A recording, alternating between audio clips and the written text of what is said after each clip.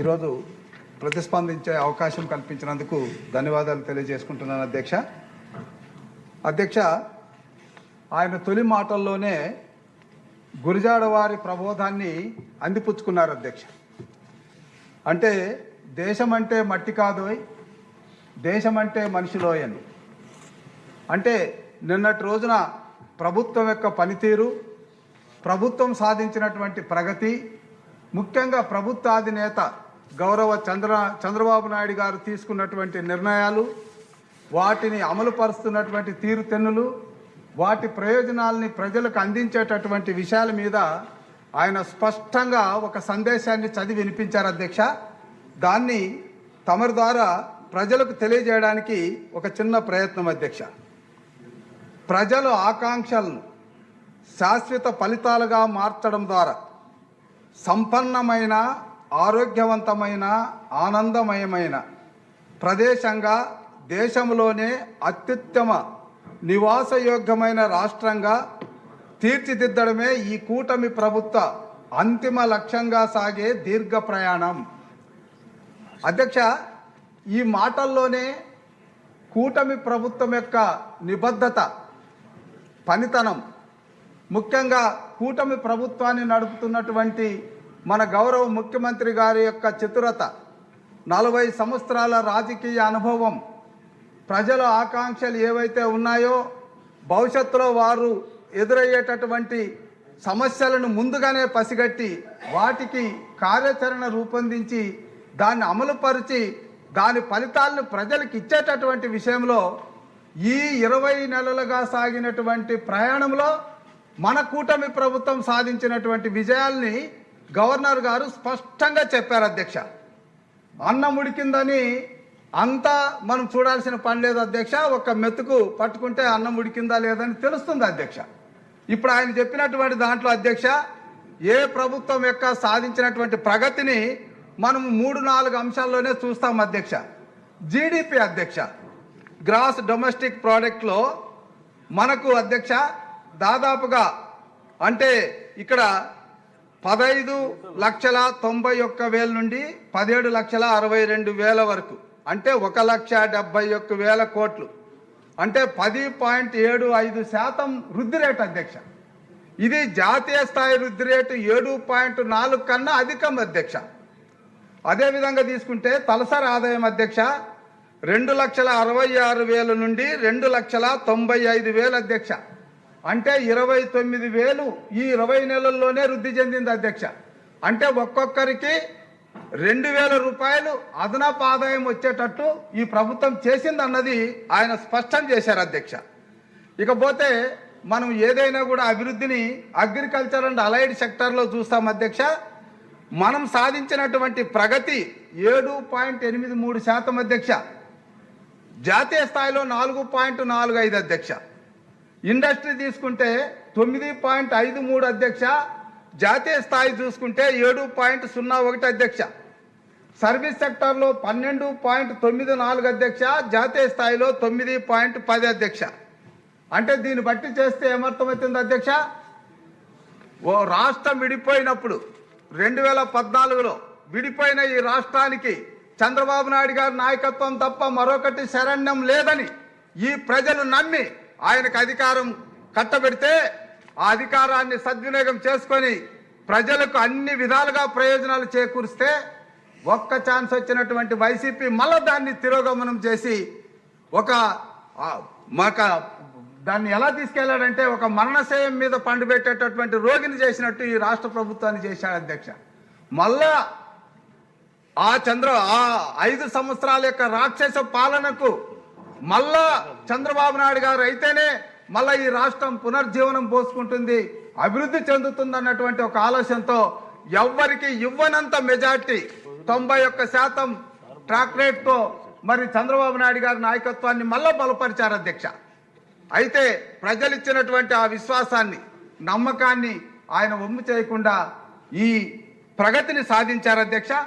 ఈ ప్రగతి వెనక చంద్రబాబు నాయుడు గారి విజన్ అధ్యక్ష 2047 విజన్ని స్పష్టంగా మనం చూడొచ్చు అధ్యక్ష. ఇక్కడ విద్యా వ్యవస్థలో తీసుకొచ్చినటువంటి మార్పులు, ముఖ్యంగా నారా లోకేష్ బాబు గారు తనకు ఏ బాధ్యతను అప్పచెప్పినా, గతంలో పిఆర్ అండ్ ఆర్డీ అప్పచెప్పితే దేశంలో ఏ రాష్ట్రంలో లేనటువంటి 25,000 కిలోమీటర్లు సిమెంట్ రోడ్లు వేసినటువంటి ఘనత నారా లోకేష్ బాబు గారిది. అదేవిధంగా దేశంలోనే మొట్టమొదట పంచాయతీ రోడ్లలో స్ట్రీట్ బల్బులు ఎల్ఈడీలు పెట్టాలన్నటువంటి ఆలోచన నారా లోకేష్ బాబు గారిది. ఈ రకంగా చెప్పాలంటే ఆయన ఏ శాఖ ఇచ్చినా ఆ శాఖలో అత్యుత్తమైనటువంటి ఫలితాలు తీసుకెళ్తాడు. ఇదే ఈరోజు విద్యాశాఖను తీసుకున్నాడు. ఎక్కడ లేనంత విధంగా వారికి ఇచ్చేటటువంటి యూనిఫారంలో కానీ, వారికి ఇచ్చేటటువంటి మిడ్ డే మీల్లో కానీ, వారికి కల్పించేటటువంటి డిజిటల్ క్లాసుల్లో కానీ, నియమించబడేటటువంటి నాణ్యమైనటువంటి టీచర్లు కానీ, అన్ని కోణాల్లో కూడా పేదలకు మంచి విద్యను ఇచ్చి వారు భవిష్యత్తుకు వారధులుగా చేయాలన్నటువంటి ఒక ఆలోచనతో ఆయన చేస్తున్నటువంటి ప్రయత్నం చంద్రబాబు నాయుడు గారి విజన్లో ఉన్నటువంటి 100% అక్షరాస్యత అధ్యక్ష.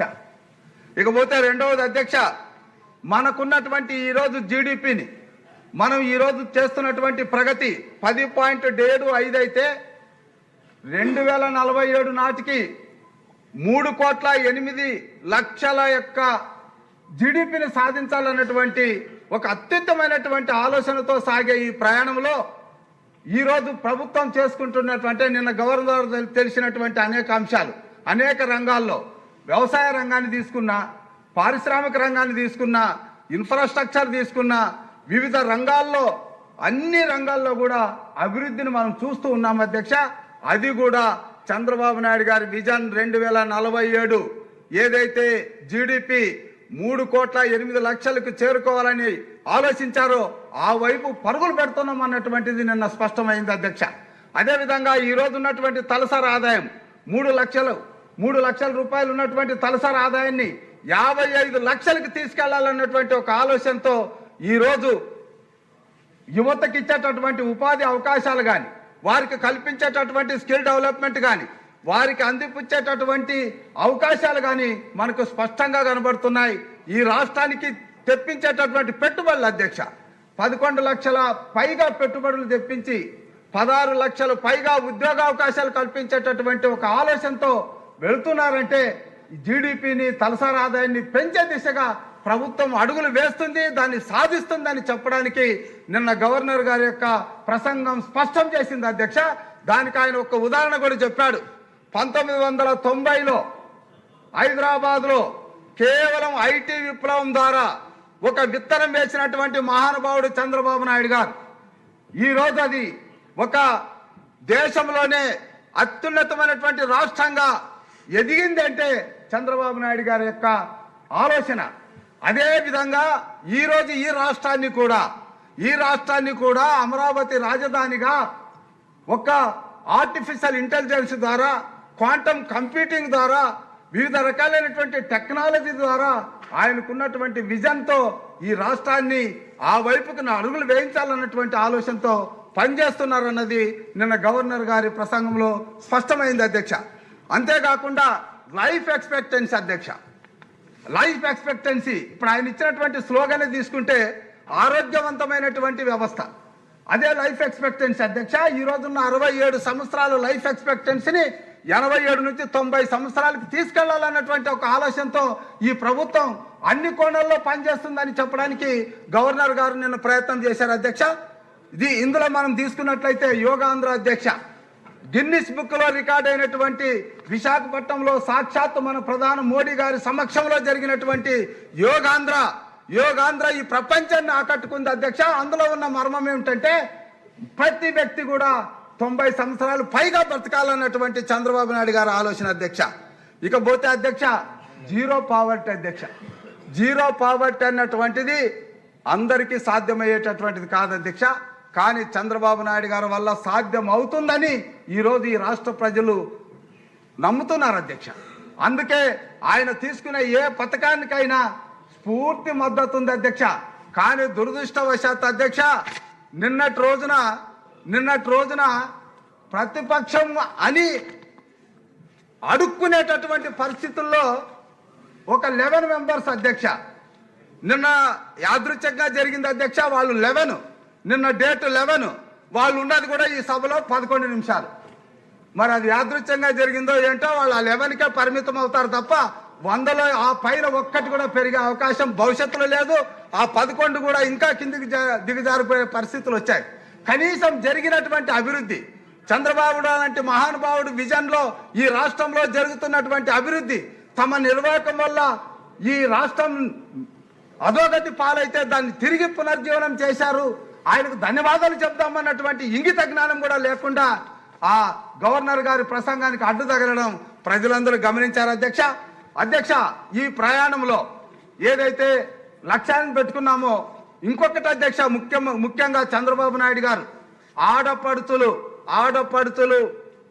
అబలలు కాదు, వారు కూడా అన్ని రంగాల్లో ముందుకు రావాలన్నటువంటి ఒక ఆలోచనతో ఫీమేల్ లేబర్ పార్టిసిపేషన్ రేట్ అధ్యక్ష ఈరోజు 47% ఉంటే దాన్ని 87 నుంచి 90% తీసుకెళ్ళి ప్రతి ఇంట్లో ఉన్నటువంటి మగ పురుషులతో పాటు ఆడవాళ్ళు కూడా పని చేయాలి, ప్రతి కుటుంబం కూడా అభివృద్ధిలోకి రావాలి, జీరో పావర్టీ రావాలనేటువంటి ఒక ఆలోచనతో పనిచేస్తున్నారు అధ్యక్ష. ముఖ్యంగా నిన్నటి రోజున మన గవర్నర్ గారు చెప్పినటువంటి ప్రసంగంలో మన చంద్రబాబు నాయుడు గారి తర్వాత ఇంకొక ఇద్దరిని గురించి మనం మాట్లాడుకోవాల్సి అధ్యక్ష. పవన్ కళ్యాణ్ అధ్యక్ష, నీతి నియమం ఓడిపోయింది, ఒకే మాట అధ్యక్ష, నీతి నియమం ఆయన అనుకున్నటువంటి దానికి విధేయత కలిగినటువంటి ఒక మహానుభావుడిగా, పార్ట్నర్గా భాగస్వామ్య ధర్మాన్ని తూచా తప్పకుండా పాటిస్తున్నటువంటి పవన్ కళ్యాణ్ గారికి కూడా మనం అభినందనలు చేయాల్సినటువంటి అవసరం ఉంది అధ్యక్ష. మరొక వ్యక్తి అధ్యక్ష, మన అందరిలో చాలా మందిలో చిన్నవాడైనా ఆయన మాట్లాడితే సాంకేతిక విప్లవం, ఆయన అడుగు వేస్తే ఈ రాష్ట్ర భవిష్యత్తుకు భరోసా ఆయనే మన నారా లోకేష్ బాబు గారు అధ్యక్ష. చిన్న వయసులో నిరంతరం శ్రమించేటటువంటి ఒక వ్యక్తి అధ్యక్ష. ఇటీవల అంతర్జాతీయ స్థాయిలో ఒక సర్వే జరిపితే స్వల్ప కాలంలో అత్యున్నతమైనటువంటి లక్షణాలు కలిగినటువంటి లీడర్గా ఎదిగినటువంటి వ్యక్తి మొట్టమొదటి వరుసలో ఉన్నటువంటి ఘనత మన నారా లోకేష్ బాబుకి దక్కింది అధ్యక్ష. ఆయన తండ్రి చాటు బిడ్డ కాదు అధ్యక్ష, తనకు తానుగానే ఒక మంచి క్వాలిటీతో ఏర్పడాల్సినటువంటి లక్షణాలు కలిగినటువంటి తనకు తానే శిల్పంగా మార్చుకున్నటువంటి ఒక శిల్పి అధ్యక్ష.